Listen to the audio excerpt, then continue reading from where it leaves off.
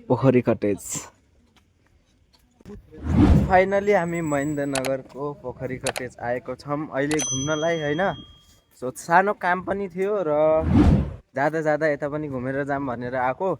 राम्रो रहेछ ठाउँ। ल हेर्न सक्नुहुन्छ हजुरहरूले नि। सो नमस्ते हजुर सबैलाई स्वागत छ राकेश बाबु युट्युब च्यानलमा। आज फेरि उपस्थित भइसकेको छु एउटा अर्को नयाँ ब्लग भिडियो लिएर। ठिक छ, यहाँ म आइसकेको छु पोखरी कटेज। ल हामी सबैको होइन नयाँ नयाँ पासवर्ड बनेर आइसकेको छ।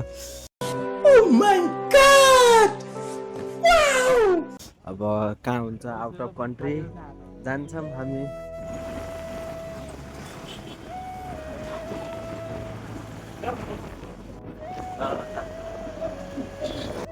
फाइनली हामी अगाडि बढिरहेको छौँ। ये सब क्या देखना पड़ रहा है। ल हेर्न सक्नुहुन्छ हजुर पोखरी कटेजको नजारा। हेर्नुहोस् क्यामराम्यान दुईवटा क्यामराम्यान छन् होइन। यहाँ देखिहाल्नु यो हो भ्यू। हुन्छ यहाँको मजा आया और मैं ये जो मजा है हिंदुस्तान के हर व्यक्ति को देना चाहता हूँ। वेलकम टू सबैलाई नयाँ मैं बाबा टिल्लू।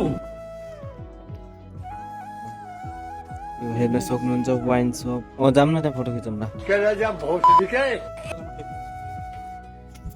मेरो खिचिदिनु है।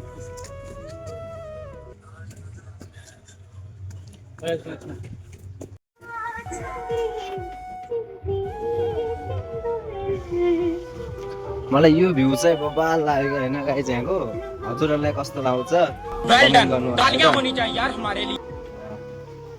अनि नेक्स्ट यो होला हात्ती राखेको छ नि त पुरा घाड मुनि बबाल भ्यू बनाइदिरहेको छन् होइन।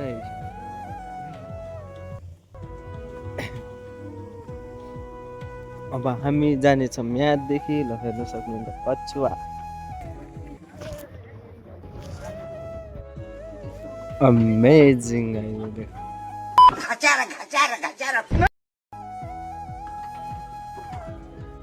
वो काम कर रहे और हम वीडियो शूट कर रहे।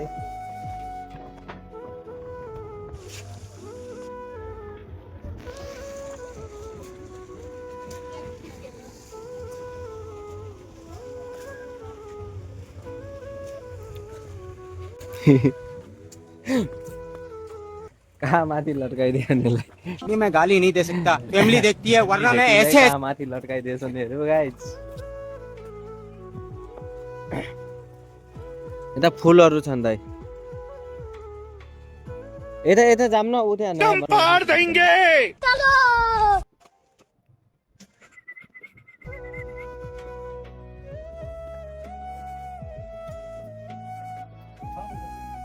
सो यहाँ स्विमिङ पुल बनाउँदैछन् होइन। स्विमिङ पुल लेडिजको जेन्ट्सको दुइटैको अलग अलग हेरेर जान्छौँ होइन कस्तो छ डिजाइनिङ।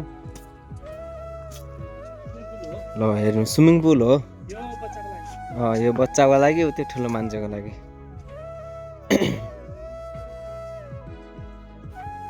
हामी तपाईँहरू एमा खेल्ने होइन। अनि सानो बच्चाहरू यता खेल्ने रे। गहिरो छ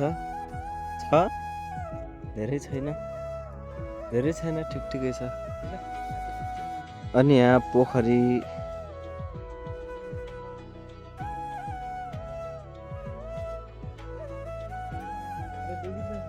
डुबिन्छ। पानी हुन्छ नि त केही हुँदैन। पानी भएपछि केही हुँदैन होइन गाइस। अहिले पानी छैन नि त त्यही भएर गहिरो लागिरहेछ क्या डुबिन्छ जस्तो होइन। पानी भएपछि त पानीले माथि उठाउँछ नि त त्यसैले। अनि उताको भ्यू पनि पहाडको भ्यू बबाल देखिरहेछ होइन। हेर्नु